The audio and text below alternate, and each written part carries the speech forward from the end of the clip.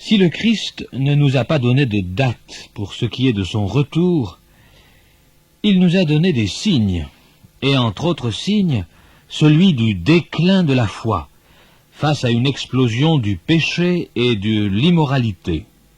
Parce que l'iniquité se sera accrue, la charité du plus grand nombre se sera refroidie. Quand le Fils de l'homme viendra, trouvera-t-il la foi sur la terre ? Ceci nous fait comme froid dans le dos, cher ami auditeur, car nous n'avons jamais, comme aujourd'hui, connu un tel recul de la foi.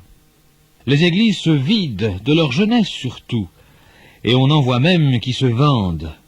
La génération qui monte est une génération de sans Dieu. Les forces de séduction sont énormes, la crainte de Dieu n'est plus. Un théologien russe a dit « Si Dieu n'existe pas, tout est permis ». Et c'est parce que nous nous débarrassons de Dieu que nous sombrons dans une société corrompue et pourrie.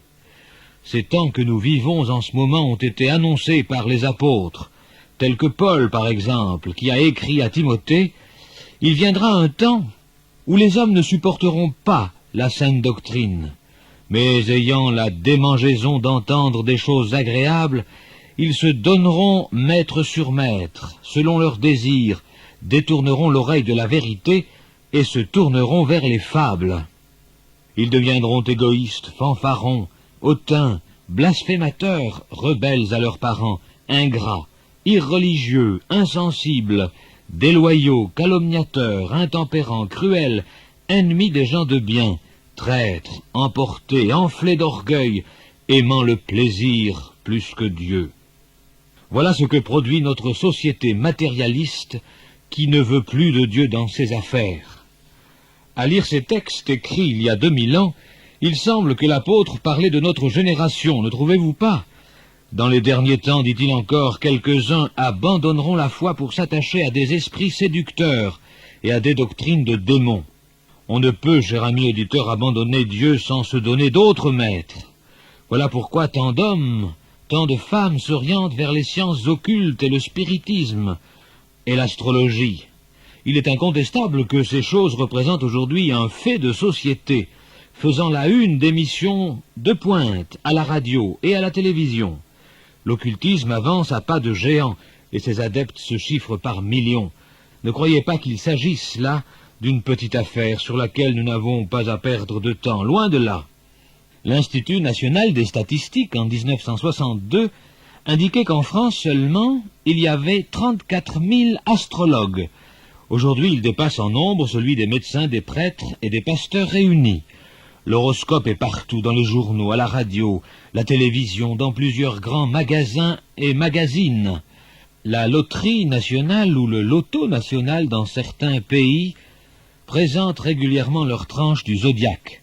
Une astrologue de renom en Europe a reçu en un après-midi, au cours d'une émission radio, quelques 30 000 coups de téléphone, imaginez. Et quand on sait que de hautes personnalités du monde politique, scientifique, sportif et même religieux consultent les astrologues, il ne fait plus aucun doute qu'il s'agit là d'un fait de société.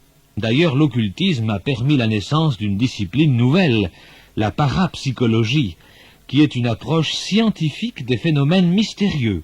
Pour la Bible, le spiritisme, l'astrologie, les sciences occultes, d'une manière générale, font partie de ces esprits séducteurs et de ces doctrines de démons dont parle l'apôtre. Que de mal ces arts occultes procurent à notre génération, c'est épouvantable. L'homme aujourd'hui n'est plus religieux, mais superstitieux. La superstition est une déformation du sentiment religieux, inné chez l'être humain. L'homme, par nature, a besoin de satisfaire un besoin religieux profond.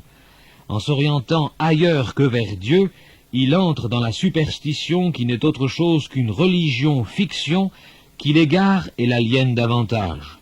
C'est pour notre bien que Dieu dit dans sa parole au livre du Deutéronome et au chapitre 18 qu'on ne trouve chez toi personne qui exerce le métier de devin, de magicien, d'astrologue, d'augure, personne qui consulte même ceux qui évoquent les esprits ou disent la bonne aventure, qui interroge les morts, car quiconque fait ces choses est en abomination à l'Éternel. Cher ami qui m'écoutez en ce moment, cette vague d'astrologie, de spiritisme, est un signe des temps.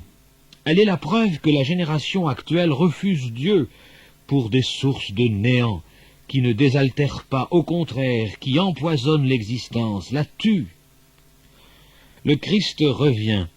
Les signes dont il a dit qu'ils accompagneraient son retour sont là à présent, évidents, clairs, indiscutables.